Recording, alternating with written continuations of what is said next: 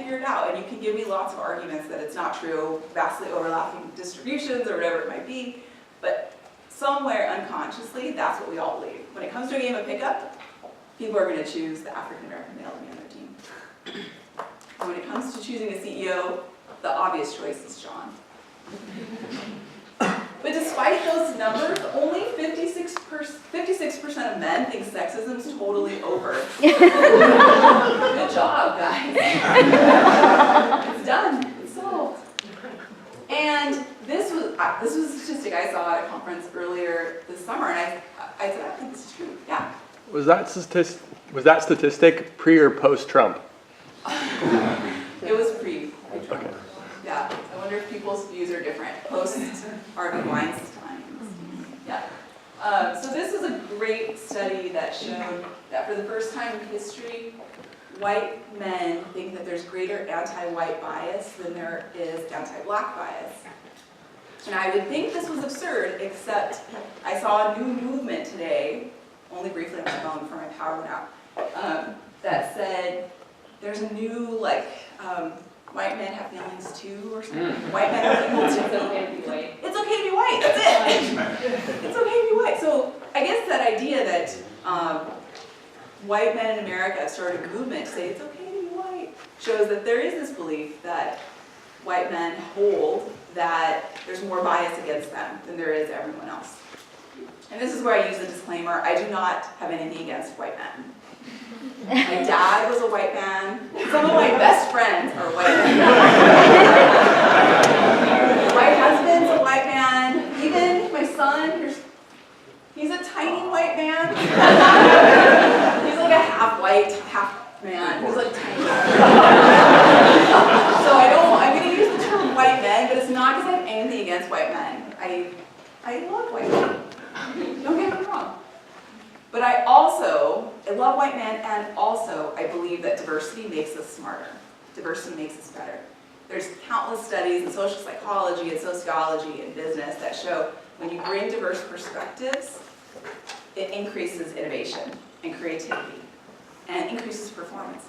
If you just falsely believe you're going to have to work with someone who's different than you prepare more than if you were going to work with people who are just like you or have the same background as you. You bring your A game because you're going to have to make an argument to people who don't agree with you. This is why we need more diversity.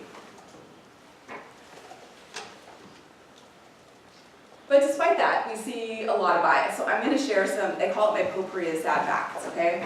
So the first one is really relevant to a lot of people in this room who are scientists. This was a study done by an economist at Harvard that looked at gender differences in the recognition of work. And essentially they found that when men and women co-authored papers with other men or other women, that women get less credit for co-authored papers than men. So if a man writes a paper with another man, how much do you think he contributed? It's like 50%, right? If a woman co-authors a paper with a man, people think she contributed 0%. 0! And what they looked at was actually tenure records of women who had co-authored papers and found that single-authored papers contributed to a woman's chance of getting tenure at about 9%, very similar to Ben at 6%. If they wrote a paper with both genders, it helped a woman's chance of getting tenure at 4% and a man's chance at 8%. If they wrote a paper with just a man or men, it helped women 0% and it helped men 7%.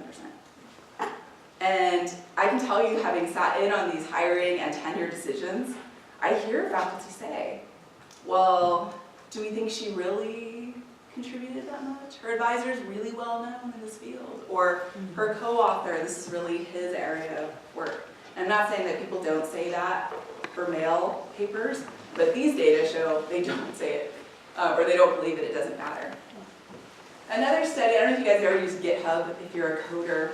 It's a place where you can put open source coding language.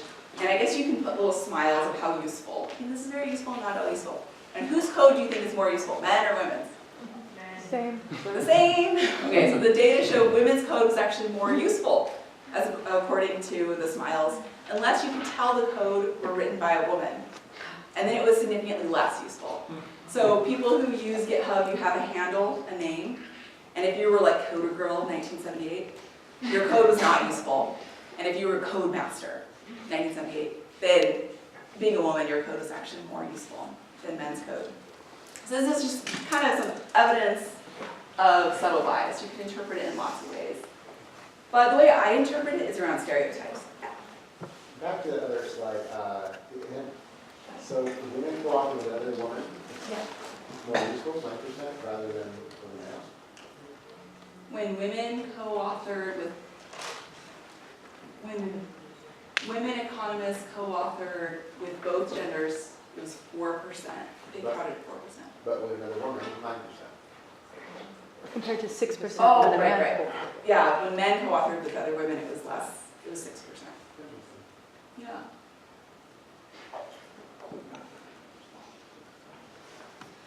So my research on stereotypes show that essentially we have stereotypes for everything, just like CEOs and basketball players, and we have stereotypes for leaders.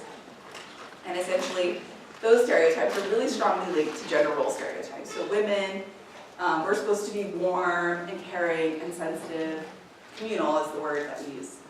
Men are supposed to be strong and agentic and powerful, like masculine. And when it comes to leadership, the stereotype is strong and masculine and assertive. And so that is very closely aligned with the gender stereotype for men. So it makes sense that we see men as leaders. For women, there's a departure between the stereotype for being a woman and the stereotype for being a leader. And so what becomes difficult is when women step into leadership roles, they're going to violate one or the other. They're either going to violate their female gender role, and then, what are they called? Like, what aren't they called, right? Or they're going to violate the leader stereotype by being very soft and kind and squishy, and then they're just never going to be a leader. And so, at least in my own research, I found the secret to success for women is to do both at the same time, backward and in heels. So you have to be super competent, assertive, knowledgeable, powerful, and then say, look at my son, he's so cute, I'm a woman. Like, and then people like you and you're effective. For men, they just have to be strong, and then it's like, they're good. Being the sensitive guy doesn't help or doesn't hurt men. More importantly, or equally important to that, that's the stereotypes we hold. Women hold these stereotypes for themselves too. And so hearing about stuff like this actually causes stereotype threat against women and makes them less likely to aspire to leadership roles. So sorry, ladies. Sorry about that. But if you have really high confidence, you can overcome it. In another study that I did last year in our top journal, I looked at the idea of promoting diversity. So women, minority women like me, who go around promoting diversity, the study showed are actually penalized by being seen as less competent and less effective by their supervisors. And so that was a bummer. But it just shows men, that's not true. So men, here's a really good opportunity for you. You can promote diversity and no one holds it against you. In some instances, it might even help you. But that's the end of the potpourri of sad facts. I'm all about action, so what can we do to overcome these biases? And these are my ABCs of breaking bias. Just for a second, I want you not to think of a white bear. Maybe like 10 seconds. Okay, did anyone think of a white bear? Yeah. Everyone thought of a white bear, right? And there's this research, it's called ironic thought suppression, and it's essentially your brain is incapable of not thinking about something that you're trying not to think about. Because as soon as you try not to think about it, you've activated that in your brain. You're thinking about it really, really hard. You're probably wondering, why did she then put up a picture of a white bear? What's going on with the white bears? The polar ice caps are melting. Is that the Coca-Cola bear? Like, you're going through all these things. And you're trying not to think about it. And so the first thing I have to say when it comes to diversity in the workplace and organizations is let's just admit it. We're not colorblind. We're not gender blind. We all have biases. Not to say you have biases and that's okay. Like, go be all the racist you want to be. But it does say, at least acknowledge that they're there, and let's stop pretending that we have moved beyond these things, and now we're all woke and working in harmony with 95% male CEOs, right? So let's just admit it. And for people themselves who are applying for jobs, we see these huge disparities. So we do a lot of these studies. You may have been a participant in one where we send resumes out for real jobs. They're fake resumes. and we just change the name of the applicants from a man to a woman's name, or from an Asian American to a white name, or a black name to a Hispanic name, and we look at who gets callbacks and even what people are willing to pay that person. So consistently, there's an overwhelming positive bias toward white men. Even among professors hiring undergraduate RAs, if you ever got an undergraduate email that you hired them, they didn't come to your lab, this is why. They were fake. And our IRB prohibits us from telling people they've been a part of the study because it might torment them, so we just never respond, and then life is fine. But there are studies that look not only at who gets hired, but what are the characteristics that you're looking for when it comes to hiring. So if you're looking to hire a police officer or firefighter, what do you want, street smarts or education? Street smart. Street smarts, right?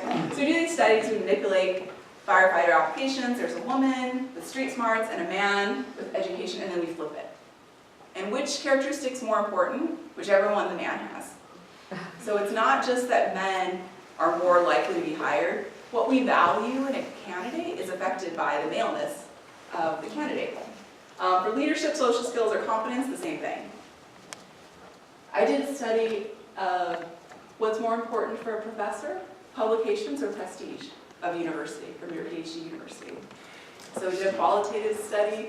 We called all these PhD students on the job market. We asked them where they got jobs, and then we went back and looked at all of the professors in the top 50 business schools in the country and their records over the last 10 years. And we found that women leaving prestigious Ivy League business schools were no more likely to get a job in a top business school than those from a worse institution. Do you know what they had to have? Publications. This is like I tell my PhD students, you need publications. They're good. But men, they didn't need publications. They just needed to get a PhD from Colloquium, MIT, Dartmouth, and they could get a job. And what's more important, that first job did a really good job of predicting their later career success, because your first job predicts how many classes you're going to be teaching, how much money you have, the resources that you have available, the quality of your own PhD students. So why are the criteria different? So one of the main things that I suggest for hiring managers, and whether it's academia or in businesses, you have to decide on your hiring criteria before you see the candidates. Because otherwise it's really easy to justify in your mind, like, we gotta take this guy, he's from Stanford. Like, that's amazing, we're at UC Boulder, he wants to work here. But if you just laid it out, we need this many publications, you're a lot less likely to have bias.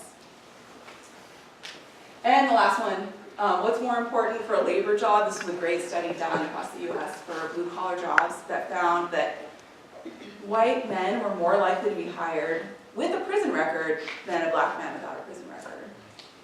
That sucks. Okay, another thing you can do when it comes to admitting it is just acknowledging. If you're the person experiencing bias, just say, I think I'm being discriminated against. I did this study looking at women applying for jobs in a really masculine industry, construction, and they were attractive women. And I had them say, I know I don't look like your typical construction worker, but if you look at my history, like I've been really successful in this industry. Or they just said, hey, I'm applying for this job as a construction worker. And we found that the women who admitted that they were women, the interviewer, first of all, would say, what? Oh, that's crazy. No, I totally wasn't thinking that. They actually remembered more facts about that person and rated them better than the condition where the woman didn't acknowledge. And the same year as my study came out, there was actually a way better study that used an eye tracking machine and an applicant with a fake scar on his face. And he did the same thing. So I thought I was very novel, but someone else had the same idea. And so he acknowledged, I have a scar. Okay? And the interviewer goes, what? You have a scar? And then continues the interview. But they looked at the eye tracking machine, and they saw that in the condition where the person never mentions their scar, what does the interviewer do? Look, so constantly looking at like microsecond eye movements to the scar. Like, there's a scar. I want to look at it. I'm going to sneeze.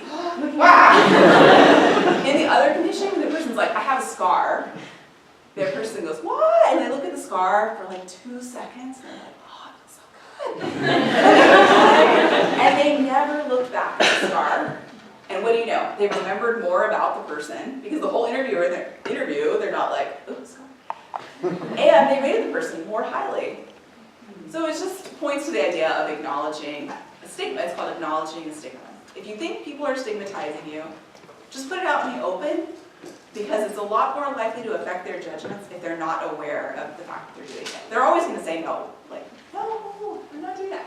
When I applied for my job at University of Colorado, I was pregnant, and I was doing my talk, and everyone kept looking at my belly. And finally, I was just like, I'm pregnant. And what do you know? They hired me. Oh my God, the woman who studies bias just told us she's pregnant. Awesome, yes. How do you think it might affect members of underrepresented groups? So it might be a stereotype threat, right? So if you're making for identity salient, it might have to be negative stereotypes. I think the reality is that's already happening. The person's already feeling stereotype threat, and they feel worse because there's a study showing that in interviews with minority candidates, there's microaggressions going on.